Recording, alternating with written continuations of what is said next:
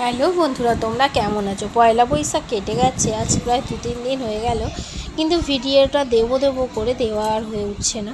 ওই জন্য আজকেই দিয়ে দিলাম। দেখো, সকালে যে পুজো করে স্নান করে সমস্ত কাজকর্ম করে ঘরে পুজো করে নিয়ে যাওয়ার পর বেরিয়ে পড়েছিলাম পুজো দিতে যাব বলে। সেই জন্য আমি এটা কী বলছিলাম এখন আমার আপাতত মনে নেই। তারপর এই সমস্ত পুজোর জোগাড় করে নিয়ে রেডি হয়ে গেলাম। রেডি হয়ে যাওয়ার পর এই যে ফটো তুলতে তো খুবই ভালোবাসি, আর আয়নার সামনে একটু ঢং করতে তো আরোই বেশি ভালোবাসি। তাই আয়নার সামনে একটু ঢং করে নিচ্ছিলাম, আর ক্যামেরায় তোমাদের সাথে শেয়ার করবো বলে এই ঢংটা ওই জন্য একটু তুলে নিলাম। তারপর দেখো, এই যে লক্ষ্মী গণেশ আর ফুল ফল মিষ্টির প্যাকেট সমস্ত কিছু নিয়ে রেডি হয়ে বেরিয়ে পড়লাম। আর ওকে বারবার করে বলে দিয়েছিলাম একটা খাতা নেওয়ার জন্য, কিন্তু খাতাটা নিতে ভুলে গেছিলো। সেই জন্যই দাদার গাড়িটাকে নিয়ে, আর আমাদের বাড়ির পাশেই তো মন্দির, ওই জন্য হেঁটেই চলে গেছিলাম। আর ও খাতাটা নিয়ে আসছিলো, ততক্ষণে আমি ঠাকুরগুলোকে এই যে সুন্দর করে পেতে নিয়েছিলাম লাল কাপড়ের ওপরে। পেতে নেওয়ার পর আর হচ্ছে যে এইখানে সমস্ত যেগুলো নিয়মকানুন করা সেগুলো করে নিচ্ছিলাম। দেখো, মায়ের মুখটা কত সুন্দর দেখতে লাগছিলো। আর এই যে সবাই বসে পড়েছিল পুজো দেওয়ার জন্য, আর আমি লক্ষ্মী ঠাকুরকে আর গণেশ ঠাকুরকে সন্দেশের প্যাকেট দিয়ে সামনে।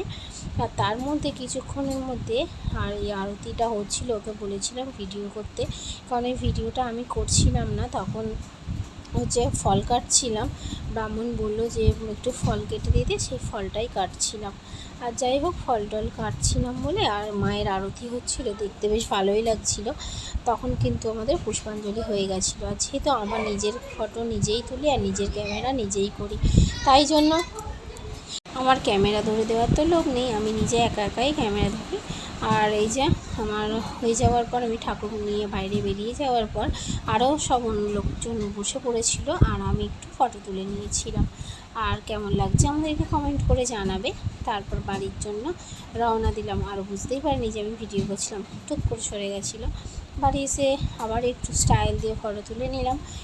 এই ফটোগুলো কিন্তু আমার ছেলে তুলে দিয়েছিল। তারপর এই যে এসে ঠাকুর রেখেই দিলাম।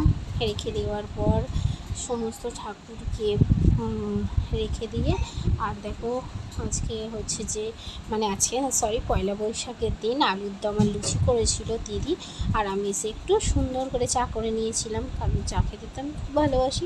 তারপর চা খাওয়ার পর হঠাৎই ব্রাহ্মণ ঠাকুর পুজো করতে এসেছিলো। আর দেখো, তো বাচ্চা ছেলে, আর দুধটাকে ঘন্টাটা সরাতে গিয়ে দুধটা সব পড়ে গেছে। যাই হোক, ও আবার গঙ্গা জল দিয়ে ঠিক করে নিল। সমস্ত পুজো করার পর আমাদের এই যে দুটো উনুন কেনা হয়েছিল, ওভেন, যেহেতু ওভেনগুলো খারাপ হয়ে গেছিলো, সেই কারণেই এই ওভেনটা কেনা হয়েছিল। আর সেই ওভেনটাই আজকে ভালো দিন বলে একটু পুজো করে নিয়েছিলাম। আর ওকে বললাম, বাবু তুমি যেকালে এগুলো পুজো করছো, সেহেতু আমাদের গাড়িগুলোও পুজো করে দাও। জন্য সমস্ত গাড়িও পুজো করে দিয়েছিল।